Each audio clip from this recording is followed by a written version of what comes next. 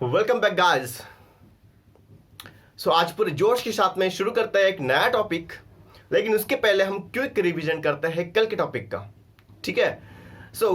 जैसे कि अभी एक नई खुशखबरी आई है, गुड न्यूज आई है कि आपके कोचिंग क्लासेस शुरू होने जा रहे हैं। इसी में भी जुलाई में शुरू होंगे। ये जो अनलॉक 1 है इसमें, ठीक है ना, इसको अनलॉक बोला गया है। पहले लॉकडाउन था 4 तक, अभी जो 5वां है इसको उन्होंने अनलॉक 1 बोला है, क्योंकि यहाँ से अनलॉक हो रही है सभी की सभी चीज़ें। आज हम पूरे जोश में शुरू करेंगे जो नया टॉपिक है इलेक्ट्रोस्टैटिक, उसका आगे का पोर्शन। लेकिन उसके पहले कल जो पढ़ा उसका क्विक रिविजन करेंगे, तो आपकी बातें एकदम क्लियर हो जाएंगी शुरुआत से। तो हमने देखा हमारे पास में 2 चार्जेस थे, एक था पॉजिटिव चार्ज और एक था निगेटिव चार्ज। हमें पता है जब जब हमने पॉजिटिव को रखा, जब हमने पॉजिटिव को रखा और निगेटिव को रखा, मतलब लाइक चार्जेस रखे, तो ये क्या करते हैं, रिपेल करते थे। ठीक है, ये कुछ बेसिक प्रॉपर्टी थी। फिर हमने देखा कि एक प्लस है एंड एक माइनस है, तो भैया ये क्या करता है, ये अट्रैक्ट करता है कि नहीं करता है? जोश के साथ बोलिए भाई। बिल्कुल करता है सर। ओके, फिर हमने देखा कि भैया ये जो चार्जेस है इसका जो मेजरमेंट होता है, ये जो नापा जाता है उसका यूनिट है कूलम। क्या यूनिट था? कूलम। ठीक है, और इसका सिंबल जो था वो कैपिटल सी था। ठीक है, और जब हम पूरा नाम लिखते हैं तो स्मॉल लेटर में लिखना होता है। ऐसा यूनिट, ऐसा सिस्टम का ये रूल है। ओके, उसके बाद में हमने देखा कि अगर हमारे पास में 2 चार्जेस है, अगर उसके बीच का डिस्टेंस अगर स्मॉल आर है, तो यहाँ पे जो फोर्स लगेंगी इस चार्ज के कारण इस चार्ज के ऊपर, तो कितनी होती है? या फिर हम कहेंगे कि भैया मैग्नीट्यूड बता दो। क्या बता दो? मैग्नीट्यूड बता दो इन दोनों चार्जेस के बीच का। तो यहाँ पे समझो Q है और यहाँ पे अगर Q है, यहाँ पे 1 है, यहाँ पे 2 है, तो ये वहां पे फोर्स कितना होगा? कूलम साहब ने बताया था फोर्स इज इक्वल टू क्या होता है, एक कांस्टेंट वैल्यू, उसके साथ में Q1 Q2 divide by distance square. ठीक है, इतना हो चुका था। अगर इसको वेक्टर फॉर्म में लिखना है तो एकदम सिंपल सी बात थी। अगर force acting on charge 2 by 1, ये कितना होता था? So force is equal to कितना था? So K Q1 Q2 upon R cube लिख सकते हैं हम यहाँ पे, और यहाँ पे हम लिख सकते थे वेक्टर R। ये क्या था? ये पोजीशन वेक्टर था। कहां से कहां तक? यहां से यहां तक। ठीक है ना, R। ठीक है ना, Q1 से लेके Q2 तक ये जो है पोजीशन वेक्टर है, ये हमने R बार से लिखा, और ये फोर्स किस तरफ लग रहा था? इस तरफ। ठीक है ना, यहां से इस तरफ। ये होने के बाद में हमने देखा था इलेक्ट्रिक फील्ड इंटेंसिटी क्या होती है। ठीक है ना, इलेक्ट्रिक फील्ड इंटेंसिटी क्या होती है? ये देखो, हमने देखा था कि भैया कोई एक चार्ज दूसरे चार्ज के ऊपर फोर्स एक्ट नहीं करता डायरेक्टली, या फिर कोई भी एक बॉडी जो ग्रेविटेशन में पढ़ते हैं हम लोग, वो भी कहीं डायरेक्टली फोर्स एक्ट नहीं करता। तो क्या करता है, खुद का एक ऑरा बनाता है, खुद की एक फील्ड बनाता है। जैसे ग्रेविटेशन में हमारी अर्थ ने एक फील्ड बनाई हुई है, उसको बोलते हैं ग्रेविटेशनल फील्ड। उसके अंदर में जो भी चीजें आएंगे उसकी तरफ अट्रैक्ट होंगे। वैसे ही सिमिलरली हमारा एक चार्ज होता है, वो क्या बनाता है? चार्ज क्या बनाता है? एक अपना फील्ड बनाता है। समझो उसने इतना फील्ड बनाया, इलेक्ट्रिक फील्ड बोलेंगे, क्योंकि इलेक्ट्रिक चार्ज से इलेक्ट्रिक फील्ड बनेगा। और इसके अंदर में जो भी कोई चार्जेस होंगे उसके तरफ क्या होंगे? उसके ऊपर फोर्स अट्रैक्ट करे, मतलब इसके क्यू चार्ज के कारण इसके ऊपर फोर्स बनाएगा ये चार्ज। ये जो है यहाँ का चार्ज एक्सपीरियंस करेगा फोर्स। तो ये फोर्स कितना एक्सपीरियंस करेगा? ये था। अब ये किसके कारण हुआ? तो ये इलेक्ट्रिक फील्ड के कारण हुआ। जो फोर्स एक्सपीरियंस किया दूसरे चार्ज ने इस चार्ज के कारण, तो किसके कारण हुआ? इलेक्ट्रिक फील्ड के कारण। सो इलेक्ट्रिक फील्ड निकालना बहुत जरूरी था। सो इलेक्ट्रिक फील्ड का फॉर्मूला कैसा था? तो electric field is equal to force upon that particular charge, जिसके ऊपर फोर्स एक्ट हो रहा है। तो हमने माना था, यहाँ पे हमने एक टेस्ट चार्ज रखा था Q0। टेस्ट चार्ज कैसा होता है? जिसका मैग्नीट्यूड जो है बहुत ही वेरी वेरी स्मॉल होता है, ताकि वो खुद का इलेक्ट्रिक फील्ड ना बना सके। क्योंकि अगर वो खुद का इलेक्ट्रिक फील्ड बनाएगा तो यहां पर भी कुछ ना कुछ असर दिखेगा इसके फोर्स के ऊपर। इसीलिए ये कहता है कि इस चार्ज के कारण कितना इलेक्ट्रिक फील्ड पैदा होता है। ये चार्ज ने अपना इलेक्ट्रिक फील्ड नहीं बनाना चाहिए, तभी हमें पूरा का पूरा पता चलेगा। ठीक है ना। हमने देखा कि force upon that particular charge, हमने देखा force upon that particular charge, और वो क्या था? Q0। वो क्या था? Q0। कौन सा चार्ज था? टेस्ट चार्ज कहते हैं हम इसको, टेस्ट चार्ज कहते हैं उसको। ठीक है ना, Q0। तो फोर्स कितना है भैया? मान लेते हैं ये वाला चार्ज क्या है? Q है। चलो करते हैं शुरू। यहाँ पे आएगा Q और यहाँ पे आएगा Q0, और डिवाइड बाई क्या आएगा? R²। ये है फोर्स। और डिवाइडेड बाय क्या है, क्यू नॉट अगेन, ठीक है ना। ये इलेक्ट्रिक फील्ड क्या होती है, force experience by that Q not charge divided by magnitude of that charge. So charge मरेगा यहाँ पे, तो बच्चा क्या बेटा, के क्यू अपॉन आर स्क्वायर, और क्यू का के का वैल्यू कितना था, 1/4 पाई एप्सिलॉन नॉट, ठीक है ना, 1/4 पाई एप्सिलॉन नॉट, ठीक है। बहुत आसान है, इसका पूरा यहाँ पे आएगा फिर क्यू अपॉन आर स्क्वायर, ठीक है ना, यहाँ पे आएगा इलेक्ट्रिक फील्ड है, ठीक। अब सुनो, यहाँ पे इसका वैल्यू जो है ना एकदम आपको पुट करना है, न्यूमेरिकल जैसे मिलेगा आपको, तो यहाँ पे वैल्यू पुट करना है, 1/4 पाई एप्सिलॉन नॉट का वैल्यू कितना होता है, 1/4 पाई एप्सिलॉन नॉट का वैल्यू कितना होता है, ये होता है बेटा 9 × 10⁹, ठीक है ना, 9 × 10⁹, ये होता है उसका वैल्यू। आपको ज्यादा कैलकुलेशन करने की जरूरत नहीं, आपको 4 रखने की जरूरत नहीं, आपको पाई रखने की जरूरत नहीं है, पाई का वैल्यू तो पता है ना आपको 3.142, और यहाँ पे एप्सिलॉन नॉट का वैल्यू रखने की जरूरत नहीं। ये क्या होता है, ये परमिटिविटी होती है कि मीडियम कितना परमिट कर रहा है। अदरवाइज ये क्या होता है, हमने देखा था flux, so flux is equal to क्या देखा था, तो भैया फ्लक्स इज इक्वल टू देखा था हमने कि वहां पे चार्ज कौन सा प्रेजेंट है उस क्लोज ऑब्जेक्ट के अंदर, और वहां पे उसका परमिटिविटी कितना है, क्योंकि परमिटिविटी क्या करता है, देखो डिनोमिनेटर में तो है, इसका वैल्यू जितना ज्यादा रहेगा, इसका वैल्यू जितना ज्यादा रहेगा उतना ही फ्लक्स कम रहेगा, ठीक है ना। और हर एक मीडियम के लिए एप्सिलॉन नॉट कांस्टेंट होता है, और वो परमिट करेगा तो भैया चार्जेस में से फ्लक्स निकलेंगे, ज्यादा निकलेंगे, कम निकलेंगे, कब कौन डिसाइड करता है, तो ये होता है परमिटिविटी ऑफ द मीडियम, ठीक है ना। सो इस प्रकार से हमने देखा, सो एप्सिलॉन नॉट, ठीक है। सो बेसिकली यहां तक हमने देखा था, और एक हमने देखा था गॉस लॉ। गॉस लॉ क्या कहता है कि अगर आपके पास में फ्लक्स आपको जानना है, so flux is equal to क्या होता है, तो उन्होंने कहा कि भैया 1/ε0 times the total charge enclose by the system, ठीक है ना। उस सिस्टम ने जितने इनक्लोज किए होंगे उतना उसमें से फ्लक्स निकलता है, और उससे हम क्या इजीली फाइंड आउट करते हैं, क्या निकालते हैं भैया, अब गॉस लॉ की एप्लीकेशन निकाल के, मतलब गॉस लॉ का एप्लीकेशन करके कर हम लोग क्या निकालने वाले हैं, इलेक्ट्रिक फील्ड इंटेंसिटी। हमें यहां से निकलने के बाद में इलेक्ट्रिक फील्ड इंटेंसिटी ही निकालना है, लेकिन थोड़ा अलग तरीके से, एकदम बेसिक रूल है, कुछ रूल मैं आपको बताऊंगा, आप जानोगे और बोलोगे सर इतना आसान तो हमने पहले कभी नहीं देखा। बिल्कुल गारंटी के साथ बोलता हूं, ये बहुत ही ज्यादा आसान है, बहुत मतलब बहुत, ठीक है। तो आपको रूल्स बताता हूं क्या क्या करने हैं, ठीक है। चलो, सबसे पहले नंबर 1 आपको करना है कि वहां पे चार्ज कौन सा है, ठीक है, चार्ज कैसा है। सेकंड आपको क्या करना है, उसका चार्ज डेंसिटी का निकालना है, ठीक है ना। मैं बताऊंगा चार्ज डेंसिटी क्या होता है, डेंसिटी तो पता है ना आपको,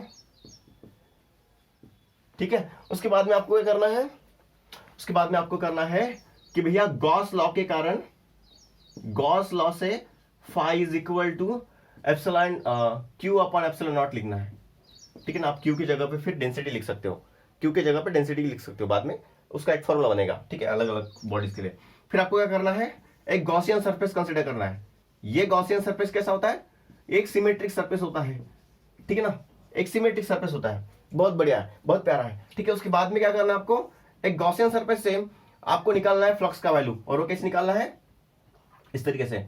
सो flux is equal to E dot D A, और यहाँ पे फिर कॉस्टा लगेगा और आपको इक्वेशन मिलेगा, ये फाई और ए फाई इक्वेट करना है, इधर का और इधर का, ये देखो ये फाई और ए फाई इक्वल है तो इधर का और इधर का इक्वल रहेगा, और फिर आपको लिखना है, इसको आप इक्वेशन 1 बोल दो, इसको आप इक्वेशन 2 बोल दो, और 1 इज इक्वल टू 2 कर दो, तो आपको मिलेगा this is equal to this.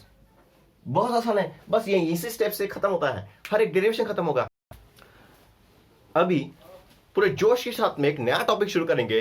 Topic का नाम है, यहां पे मैंने लिखा है टॉपिक का नाम कि भैया हमें निकालना है electric field intensity due to uniformly charge spherical shell. हमारा ये एक स्फेरिकल शेल है, ठीक है। स्फेरिकल शेल पता होता है ना, ऐसे बॉल के जैसा पूरा स्फेरिकल, लेकिन अंदर से हॉलो, और जिसका रेडियस कैपिटल आर है और जिसका सेंटर ओ है। तो मैंने यहां पे लिखा पूरा, consider a sphere of radius capital R with its centre at O, ठीक है, जहां पे इसका सेंटर क्या है, ओ है। अब यूनिफॉर्म चार्ज डेंसिटी क्या है, तो है sigma coulomb per metre square area में सिग्मा कूलम इतने चार्ज होंगे, ठीक है, कुछ वैल्यू आएंगे उसकी। सो ऐसे ही हम लोग पूरे स्फीयर के लिए कितने होंगे, ठीक है ना, हमने देखा इतने जगह पे इतना है सिग्मा है, सो पूरे स्फीयर में कितना है। तो मैंने क्या किया, उसका अगर पूरे चार्ज निकालना है, ठीक है ना, यहाँ पे पूरा चार्ज निकालना है, इसके ऊपर पूरा चार्ज, तो हमने बोला कि उसके ऊपर पूरा चार्ज क्यू है, कितना है, क्यू है, स्मॉल क्यू है। लेकिन हमने देखा कि इतने एरिया के लिए कितना है, सिग्मा है, तो पूरे एरिया के लिए कितना है, सो सिग्मा को हमें मल्टीप्लाई करना पड़ेगा इस स्फीयर के एरिया से, और स्फीयर का एरिया क्या होता है, 4 pi into that into radius का स्क्वायर, और रेडियस क्या है, कैपिटल आर, हमने पहले देखा रेडियस क्या है, कैपिटल आर, तो हमें मिल गया वहां का टोटल चार्ज। टोटल चार्ज कितना है उस स्फीयर के सरफेस पे, तो है स्मॉल क्यू, और उसका वैल्यू क्या है, उसका वैल्यू है sigma multiply 4 pi R square. अगर यहां पे बात समझ में आती है तो हम आगे बढ़ेंगे धीरे धीरे। अब सुनो, by Gauss theorem, Gauss theorem क्या कहता है कि भैया टोटल नेट फ्लक्स, यहां पे हम कहेंगे नेट फ्लक्स, कितने बाहर आ रहे हैं वहां से, सो कितने होते हैं, so total charge upon epsilon naught, ठीक है, total charge upon epsilon naught. What is epsilon naught, so है उसे हम कहते हैं परमिटिविटी ऑफ द मीडियम, ठीक है। अब क्यू क्या है, total charge inside the sphere, उस स्फीयर के अंदर में कितने चार्जेस हैं वो होते हैं क्यू। अब हमने पहले निकाल चुके क्यू का वैल्यू कितना है, ठीक है। अब उसके बाद में क्या निकालना है, टू फाइंड इलेक्ट्रिक फील्ड, ठीक है ना, to find electric field at point P. अब मान लेते हैं कि भैया ये जो स्फीयर है वहां से हमें कुछ दूरी पे जानना है कि इलेक्ट्रिक फील्ड का इंटेंसिटी कितना है, इलेक्ट्रिक फील्ड का इंटेंसिटी कितना है, तो मुझे क्या करना पड़ेगा, एक हमें पॉइंट कंसीडर करना पड़ेगा, तो मैं यहां पे एक पॉइंट पी कंसीडर किया। अब गॉस थ्योरम का एप्लीकेशन क्या कहता है कि उस जगह पर क्या करिए, आप एक ड्रॉ करिए अपना इमेजिनरी स्फीयर, ठीक है।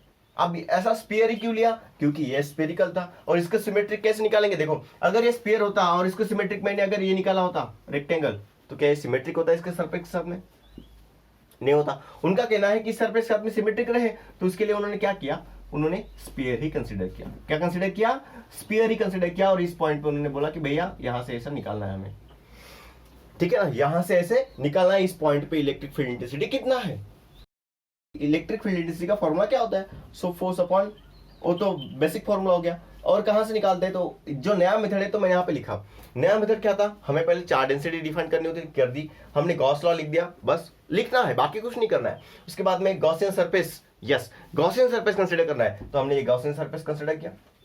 उसके बाद में अभी आपको क्या लिखना है कि फ्लक्स कितना होता है, एडीए, ठीक है ना, माफ करना यहाँ पे डी5 आएगा, क्यों, क्योंकि छोटा एरिया से, छोटा मतलब कितना एरिया, देखो ये पेन ने क्या कर दिया, गंदा है पेन, चीटी।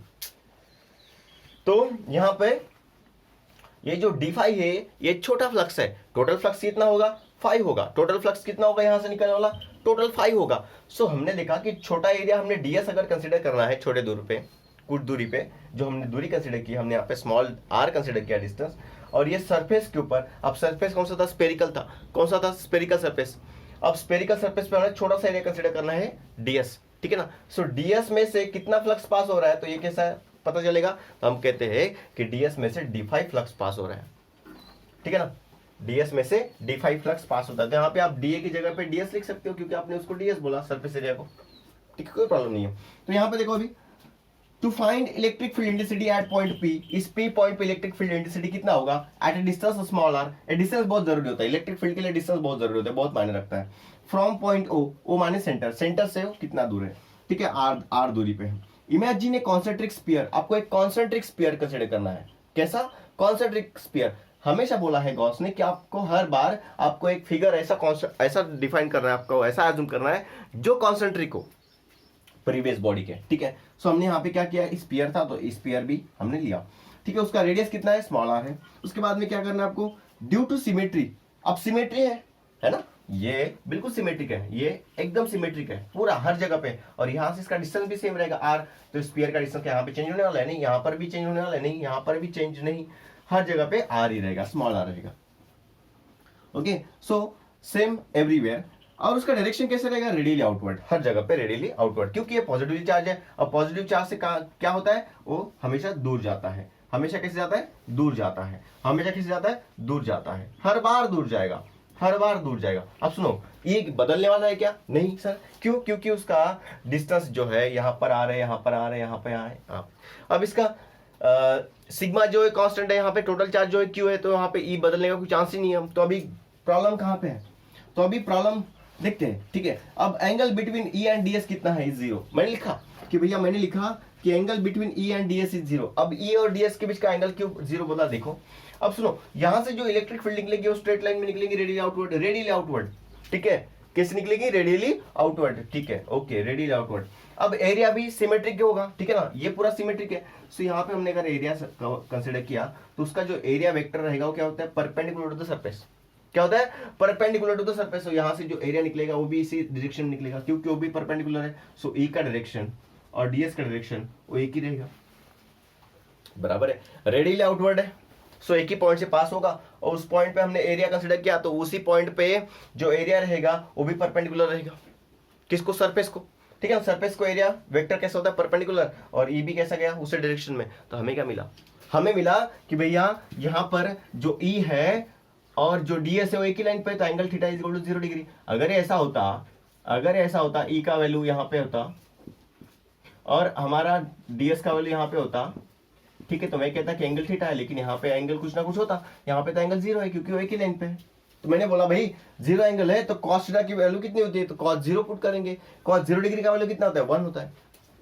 क्लियर हो गया। अब टोटल यहां से उस डीएस एरिया में से अगर मान लेते d5 फ्लक्स निकला, सो d5 फ्लक्स कैसे निकालते हैं, तो E इंटू ds, और E डॉट ds में से हम कौन सा फॉर्मूला लगाते हैं, सो हम लगाते हैं E D S cos theta. ऐसा क्यों, क्योंकि रिजॉल्व कंपोनेंट होता है। हम डीएस को रिजॉल्व किए थे ई के अलोंग, अभी तो एक ही लाइन के ऊपर है, वरना हम दिखा देते कि भैया मान लेते हैं कि हमारे पास में मान लेते हैं ई का वैल्यू है और ये डीएस का डायरेक्शन है और इसके बीच में एंगल थीटा है। तो इसको अगर हम इसके ऊपर रिजॉल्व करना है, वेक्टर बताता है, अगर इसे आपको इसके ऊपर रिजॉल्व करना, तो आप दो कंपोनेंट बनाइए, एक यहाँ पे और एक ऐसा परपेंडिकुलर कंपोनेंट। ये होता है थीटा के बाजू डीएस कॉस थीटा। इसका बहुत बढ़िया प्रूफ भी है, आप वेक्टर में देख सकते हो, ठीक है। ये डीएस कॉस थीटा क्यों होता है, ये डीएस साइन थीटा क्यों होता है, ठीक है, मैंने बताया भी था, ठीक है ना, सर्कुलर मोशन में आप जाके चेक कर सकते हो, ठीक।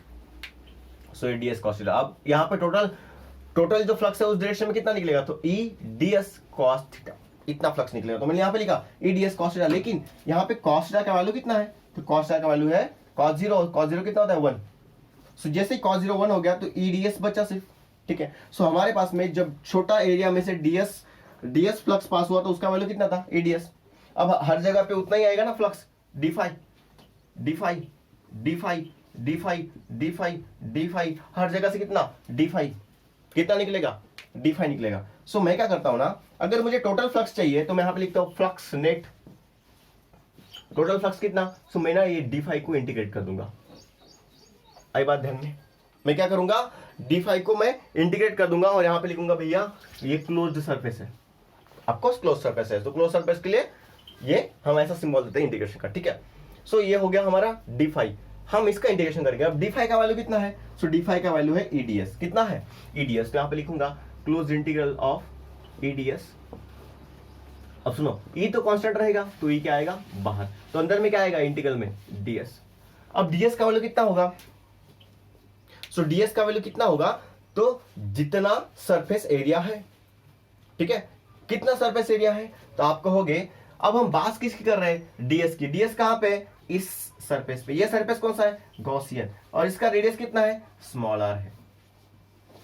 सो यहां पे आएगा स्पेरिकल का कितना आता है, ठीक है, स्पेरिकल का कितना आता है आपको समझ गया ना स्टेप, अभी आपको दिख जाएगा। सो ये देखो फाइनाइट कितना हो गया, finite. So finite is equal to कितना होगा e, और यहाँ पे क्या आएगा d5 की जगह पे आएगा 4 pi small r square. This is very important, एक बार फिर से ध्यान दो। यहाँ पे मैंने स्मॉल r क्यों लिखा, क्योंकि यहाँ पे हमें एरिया चाहिए था, इंटीग्रेशन ऑफ एरिया। अब एरिया कौन सा है, ये बड़ा वाला स्फीयर है, ये गॉसियन स्फीयर है। गॉसियन स्फीयर मतलब जहां पे हमें इंटरसेप्ट निकालना है उतना डिस्टेंस ओ है स्मॉल r, वहां से ये स्फीयर का रेडियस है स्मॉल r, तो उसका एरिया कितना होगा, सरफेस एरिया, तो होगा 4 पाई r स्क्वायर। अगर आपको ये बात समझ में आती है तो बस आपको ये 1 और 2 करना है। अभी हो गया यहाँ पे देखो मैंने फाइनाइट निकाला, ठीक है, ये किससे निकाला, मैथमेटिकल कैलकुलेशन से, ठीक है ना। मैंने फाइनाइट किससे निकाला, मैथमेटिकल कैलकुलेशन से, और इसको बोलेंगे इक्वेशन नंबर 2। तो भैया 1 किसको बोलना है, तो 1 बोलना है गॉस थ्योरम को, हमेशा गॉस थ्योरम को 1 बोलना है, ठीक है ना, गॉस थ्योरम को हमेशा आपको 1 बोलना है। तो गॉस थ्योरम ने आपको बोला ये फाइनाइट इतना आता है, ये तो बता दिया उन्होंने, देखो कितना आसान कर दिया। तो उसके अंदर में चार्ज कितना होगा, divide by epsilon not, this is the value of total flux, कितना बाहर निकलेगा। मैथमेटिकली क्या निकाला हमने, ये वाला। अभी हमें इलेक्ट्रिक फील्ड इंटेंसिटी निकालना है, तो इक्वेशन 1 और इक्वेशन 2 को इक्वेट कर दोगे, यहाँ पे फाइनाइट है, यहाँ पे फाइनाइट है, तो यहाँ पे क्या होगा, Q divide by epsilon naught is equal to, यहां पे क्या है, E 4 pi small R square. यहां से ई का वैल्यू कितना आएगा, तो यहां पे ई का वैल्यू आएगा, देखो क्या होगा, ई को वहीं पे रखेंगे और ये पूरा नीचे आएगा। सो यहां पे क्या है, क्यू अपॉन एप्सिलॉन नॉट, और यहां पे क्या आएगा 4 पाई आर स्क्वायर। ठीक है, सो ये रहेगा आपका इलेक्ट्रिक फील्ड इंटेंसिटी। क्या रहेगा, इलेक्ट्रिक फील्ड इंटेंसिटी। अभी आपको यहां से एक बात समझाता हूं। चलो, ये तो बिल्कुल क्लियर है, ये एकदम सही फॉर्मूला है। ठीक है, एकदम क्लियर है, आपको नोट करना है तो कर लीजिए फटाफट। ठीक है, मैं डायग्राम मिटा रहा हूं, डायग्राम का कुछ है नहीं अभी। सो अगर आपको इसको डेंसिटी के फॉर्म में लिखना है, ठीक है ना, चार्ज डेंसिटी, कभी कभी क्या होता है न्यूमेरिकल में ट्विस्ट कर देता है, आपको चार्ज का वैल्यू नहीं देता, क्यू का वैल्यू नहीं देता, आपको चार्ज डेंसिटी का वैल्यू देता है। ठीक है, चलो देखते हैं अभी। ठीक है, सो यहां से देखो आप, Q upon 4 pi R square. ठीक है,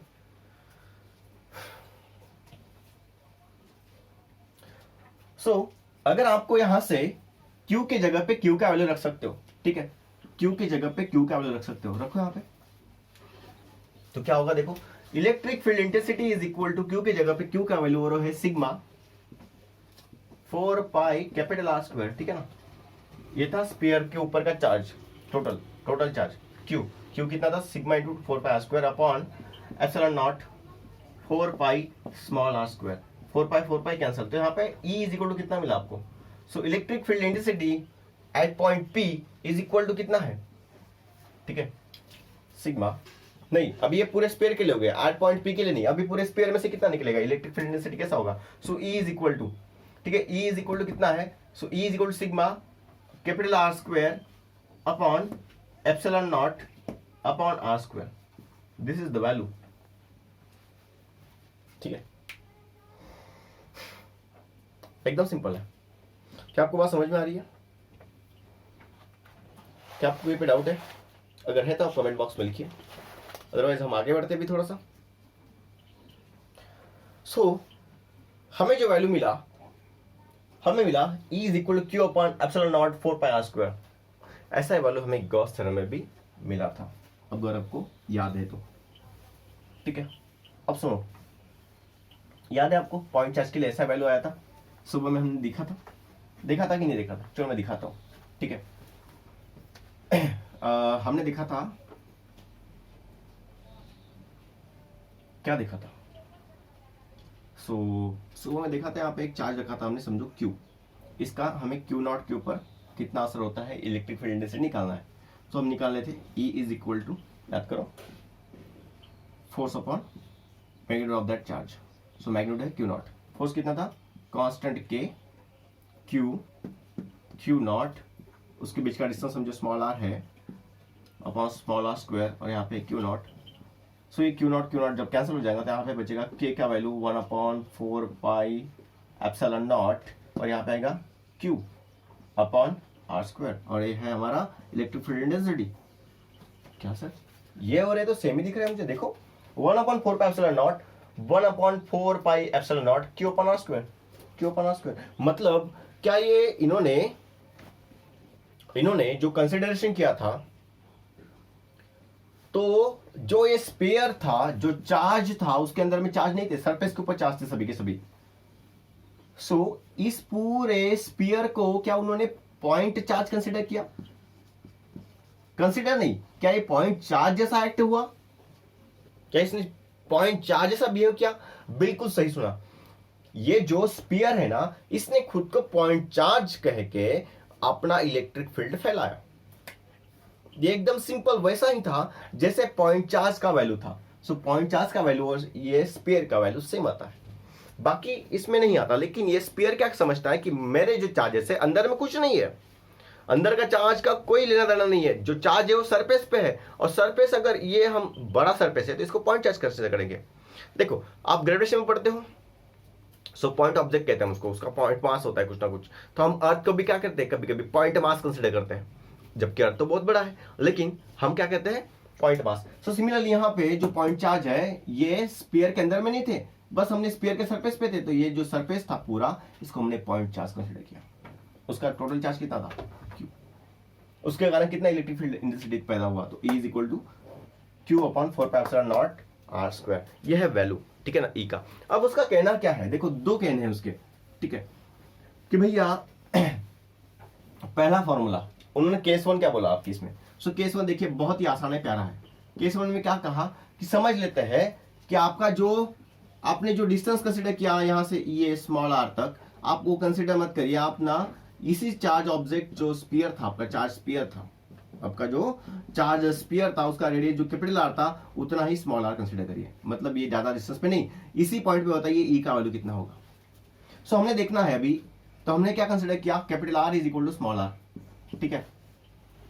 तो अभी यहाँ पे हमने E का वैल्यू E का वैल्यू रखो, E इज इक्वल टू क्या रखो, कौन सा भी रखो, ये रखो, ये रखो, चलो ये रखते हैं, sigma R square upon epsilon not small r square. अब देखो स्मॉल r और कैपिटल R इक्वल है, चाहो तो आप इसको बदलो या फिर इसको बदलो, किसको बदलोगे, इसको बदलो, सिग्मा R स्क्वायर। अब नीचे वाले क्यों बदल रहा हूँ, क्योंकि यही तो वैल्यू है, हमें रिड्यूस करनी है, ठीक है, एप्सिलॉन नॉट, और इसकी जगह पे मैं इसका वैल्यू रखता हूँ small r is equal to capital R। So R square इसका, तो इसका भी स्क्वायर, ये कैंसिल, तो क्या मिला हमें, so E is equal to sigma upon epsilon naught, ये आपको एक नया वैल्यू मिला। तो अगर आपको सिग्मा डेंसिटी चार्ज डेंसिटी दिया होता है किसी स्फेरिकल ऑब्जेक्ट का, ये सिर्फ स्फेरिकल ऑब्जेक्ट के लिए लगेगा, ठीक है, या फिर उसका एप्सिलॉन नॉट दिया रहेगा 8.85 वगैरह, मल्टीप्लाई 10 टू पावर -12, सो आपको एप्सिलॉन नॉट का वैल्यू मिल जाएगा, और वहां से आप इजीली निकाल सकते हो एप्सिलॉन का इलेक्ट्रिक फील्ड का वैल्यू, ठीक है ना, ये इलेक्ट्रिक फील्ड है बेटा, ठीक है ना, एप्सिलॉन नहीं है, ये इलेक्ट्रिक फील्ड है, इमेजिन करिए कितना आसान है। अब वो कहता है केस 2 में क्या कहता है कि भैया अगर ये पी पॉइंट हमने पहला यहां पे कंसीडर किया था, पी पॉइंट यहां पे, तो हमने रिड्यूस करके यहां पे लाया उसको, वहां पे हमने निकाला सिग्मा पर एप्सिलॉन नॉट। अभी वो क्या कहता है, अगर केस 1 समझा तो केस 2 क्या कहता है, केस 2 एकदम सिंपल है। केस 2 में क्या कहा उसने, देखो केस 2 में कहा, मान लेते हैं कि आपका जो ऑब्जेक्ट है, ठीक है, ये आपका ऑब्जेक्ट है, आपका पी पहले यहां पे था, अभी यहां पे लाया, आप कहिए कि यहां पे पी अंदर में है, उस चार्ज ऑब्जेक्ट के अंदर में है। अब चार्जेस कहां पे, सरफेस के ऊपर, ठीक है ना, चार्जेस कहां पे, सरफेस के ऊपर, तो यहां पे इंटेंसिटी कितना होगा, तो आपको यहां पे ये लिखना है कि भैया ये जो E होता है ना, 0 होता है, E inside charge object is 0। Electric field charge object के इनसाइड में कितना होता है, 0 होता है, ये होगा उसका वैल्यू, ठीक है। पहले था ये मैकेनिकल एनर्जी में पढ़ते थे हम, ठीक है ना। So E inside is equal to 0, ठीक है। सो इस तरीके से आपको करना है, हो जाएगा, एकदम आसान है। ऐसा होने के बाद में अभी हम इसका ऊपर का एक न्यूमेरिकल करते हैं, बहुत ही प्यारा न्यूमेरिकल है, छोटा सा न्यूमेरिकल है, ठीक है। सो आपको जो फॉर्मूले मिले आपको ध्यान में रखने हैं कि भैया सरफेस पे कितना होता है, इसी के ऊपर एक न्यूमेरिकल है, तीनों फॉर्मूले के ऊपर न्यूमेरिकल है, ठीक है। बहुत ही प्यारे प्यारे न्यूमेरिकल है, छोटे छोटे न्यूमेरिकल है, ठीक है। तो आपको फॉर्मूला भी ध्यान में रखना होगा। सो E ऑन सरफेस, ठीक है ना, सरफेस के ऊपर कितना होता है, सरफेस ऑफ स्फीयर तो होता है सिग्मा अपॉन एप्सिलॉन नॉट। फिर हमने देखा E एट पॉइंट P, ठीक है ना, वो कितना है, sigma capital R square upon epsilon not small r square, ठीक है ना। ये है उस स्फीयर का रेडियस, और ये है जहां पे आपका ऑब्जेक्ट, जहां पे आपको इलेक्ट्रिक फील्ड से निकालना है उसका डिस्टेंस स्मॉल r। उसके बाद में अगर आपको निकालना है इनसाइड, सो E इनसाइड जो है वो कितना होता है, वो होता है 0, ठीक है। इसी तीनों फॉर्मूले के ऊपर एक न्यूमेरिकल डिपेंड है पूरा, ठीक है। सो देखो अभी न्यूमेरिकल मैं बता रहा हूं आपको, एकदम छोटा सा न्यूमेरिकल है। सो देखो क्या है, सो पहला एक स्फीयर है बोलते हैं जिसका रेडियस है 10 centimetre, sphere of radius 10 centimetre. So हम निकालते हैं यहाँ पे, ठीक है, यहीं पे निकालता हूँ। एक स्फीयर है ऑफ रेडियस 10 सेंटीमीटर, ठीक है, ऐसा रेडियस जिसका रेडियस है, एक स्फीयर जिसका रेडियस है 10 सेंटीमीटर, तो इसको हमें बोलना है कैपिटल R, ठीक है ना, ओके। उसके बाद में देखो carries the charge of 1 microcoulomb. So इसके ऊपर जो चार्ज है वो कितना है, total charge small q is equal to 1 microcoulomb.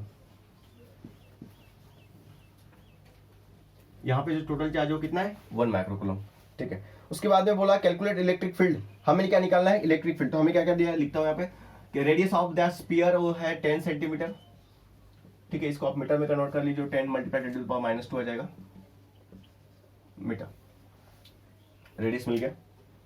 ठीक है, अब सेंटीमीटर का मीटर हो गया। उसके बाद में ठीक है, यहाँ पे पूरा पूरा सेंटीमीटर में दिया है। ओके, उसके बाद में टोटल चार्ज दिया है, स्मॉल क्यू लिखेंगे यहाँ पे, वो है 1 माइक्रोकूलम। ठीक है, अब देखो माइक्रोकूलम का जो है स्मॉल कैसे होता है, ऐसे। सो अगर आपको माइक्रोकूलम को चेंज करना है तो 1 मल्टीप्लाइड इनटू पावर कितना होता है माइक्रो का, -6 कूलम। ठीक है, कितना होता है, -6 कूलम होता है। 1 माइक्रो का मतलब होता है -6। ठीक है, अब हमें निकालना है इलेक्ट्रिक फील्ड इंटेंसिटी। सो ई निकालना है एट 30 सेंटीमीटर, यह हमें निकालना है electric field intensity eight 30 centimetre from the centre of the sphere. उसके बाद में एट द सरफेस, ये है पहला। अब सेकंड क्या निकालना है, एट द सरफेस, ये तो हमें पता है। ठीक है, अब थर्ड क्या निकालना है, 5 सेंटीमीटर फ्रॉम द सेंटर, ये बहुत जरूरी है। ठीक है, इसको हम बाद में करेंगे, पहले इसको निकाल देते हैं। E at 30 centimetre from the centre. ठीक है, फ्रॉम सेंटर तो निकालते, चलो शुरू करते हैं। पहली बात, आपका जो स्फीयर है उसका रेडियस कितना है, 10 सेंटीमीटर। हमें कहां पे निकालने के बोला, 30 सेंटीमीटर पे। 30 सेंटीमीटर मतलब इतना दूर। ठीक है, इस पॉइंट पे इलेक्ट्रिक फील्ड डेंसिटी का वैल्यू कितना होगा, ये पूछ रहा है। ये 30 सेंटीमीटर डिस्टेंस, और इसको क्या बोले, स्मॉल आर। ये क्या है, कैपिटल आर। निकाल सकते हो आप बिल्कुल। चलो फॉर्मूला बोलो क्या फॉर्मूला होता है। सो ई इज इक्वल टू कितना होता है, सो ई इज इक्वल टू होता है Q divide by 4 pi epsilon naught, और यहाँ पे आएगा बोलो स्मॉल आर स्क्वायर। ठीक है, स्मॉल आर स्क्वायर। तो ये हो जाएगा आपका value of electric field density. आप यहाँ पे वैल्यू पुट करिए और सॉल्व करिए, फटाफट हो जाएगा। देखो करिए फिर, Q is equal to 1 × 10⁻⁶। Okay, यहाँ पे आएगा 4 पाई एप्सिलॉन नॉट का वैल्यू मैंने आपको बताया था कितना होता है, 9 × 10⁻⁹। इस पूरे इसका वैल्यू 1 इस पूरे इसका वैल्यू कितना होता है तो मैंने बताया था आपको। ठीक है,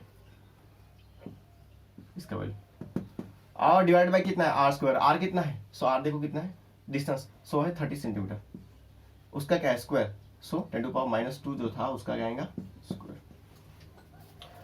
सो इसका वैल्यू आप कर लीजिए फटाफट, आपको पता चल जाएगा। तो इसका वैल्यू जो है टोटल आता है 10⁵ न्यूटन पर कूलम, न्यूटन पर कूलम। ठीक है, इसका यूनिट कैसे निकाला सर आपने, तो देखो इलेक्ट्रिक फील्ड इंटेंसिटी क्या होती है, फोर्स अपॉन चार्ज।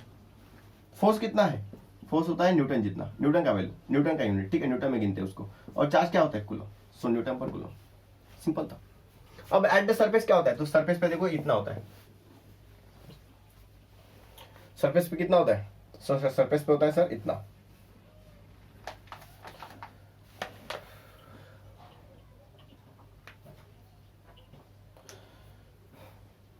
सो आप चाहो तो सरफेस पे डेंसिटी से जाओ। ठीक है, डेंसिटी से जाओ या फिर फॉर्मूले से जाओ, दोनों भी चलते हैं। तो ये फॉर्मूला लिखो, E is equal to Q upon 4 pi epsilon naught distance का स्क्वायर, आर स्क्वायर। अब सरफेस पे मतलब क्या होगा, ये सरफेस है इसका। ठीक है, ये सरफेस है। अब यहां से जो डिस्टेंस है वो 10 सेंटीमीटर का है। सो आपका small R equal to capital R हो जाएगा। सो यहाँ पे आप लिख सकते हो क्यू उतना ही रहेगा, 1 × 10⁻⁶। ठीक है, और यहाँ पे आएगा 9 × 10⁻⁹, और यहाँ पे जो आर रहेगा वो कितना रहेगा, अभी 10 रहेगा, 10 सेंटीमीटर, 10⁻²। ये हो गया मीटर, इसका आएगा स्क्वायर। ठीक है, आपको ये जो 10 सेंटीमीटर उसका लिखना पड़ेगा। आर जो है, ये स्मॉल आर जो है उसका हमने डिस्टेंस लिख दिया। तो इसका वैल्यू कितना आता है आप चेक कर लीजिए। ठीक है, सो इसका वैल्यू आता है, आपकी बुक में दिया है 9 × 10⁵ न्यूटन पर कूलम। अगर आपको ये फॉर्मूला डिफिकल्ट लग रहा है, या फिर आपने कहा कि भैया सर आपको सरफेस पे निकालना था ना, तो आपने ये फॉर्मूला यूज क्यों नहीं किया, तो वो भी आप कर सकते हो, बिल्कुल इजीली कर सकते हो। देखो E on surface is equal to क्या होता है, सिग्मा अपॉन एप्सिलॉन नॉट। और सिग्मा का वैल्यू क्या था, देखो मैंने बोला था charge is equal to sigma multiply उसका सरफेस एरिया। तो आपको सिग्मा का वैल्यू निकाला यहां से। सिग्मा इज इक्वल टू क्या होगा, Q upon 4 pi R square, where R is the radius of that sphere. So यहाँ पे मैं लिखता हूं सिग्मा की जगह पे, सिग्मा का वैल्यू है Q upon 4 pi R square. यहाँ पे आएगा एप्सिलॉन नॉट, देखो यहाँ पे वही है Q 4 pi epsilon naught, 4 pi epsilon naught R square. ये आर क्या है, रेडियस ऑफ दैट स्फीयर, और हमने कौन सा रखा, वही तो रखा। हमें ये तो डिस्टेंस था सेंटर से, ठीक है ना, सेंटर से डिस्टेंस कितना है यहाँ पे देखो, आर है सरफेस पे, और वही तो हमारा रेडियस भी है। सो एकदम सिंपल है, ठीक है। आई होप आपने नोट कर लिया होगा आंसर। अभी जो हम आगे बढ़ेंगे वो निकालना है इनसाइड। भैया इनसाइड में क्या होता है, वो पूछे ना पूछे, वो लिखे ना लिखे, हमें तो बस कंसिडर करना है कि इनसाइड में हमेशा कितना होता है, जीरो। ई इनसाइड कितना होता है, electric field inside the charge object कितना होता है, तो वो होता है जीरो। तो ये जो थर्ड है कि ई निकालो बोलते एट 5 सेंटीमीटर फ्रॉम सेंटर। क्या सवाल है ये, देखो पहले तो आपका जो ऑब्जेक्ट है उसका रेडियस कितना है, 10 सेंटीमीटर। स्फीयर है, उसका रेडियस कितना है, 10 सेंटीमीटर। सो हमने पहले ही capital R equal to 10 centimetre है। अब हमें पी कहां पे निकालना है, इसके आगे आधे डिस्टेंस पे, मतलब यहाँ पे P is equal to, P निकालो, पी पॉइंट यहाँ पे है और उस पी पॉइंट पे हमें क्या निकालना है, ई। ई निकालो बोलते हैं इतने डिस्टेंस पे, ये है 5 centimetre. So small R is equal to 5 centimetre. ये ऑब्जेक्ट के अंदर है ना, अगर अंदर है तो ई इनसाइड कितना होता है, सिंपल आपको लिखना है ई इनसाइड इज इक्वल टू 0।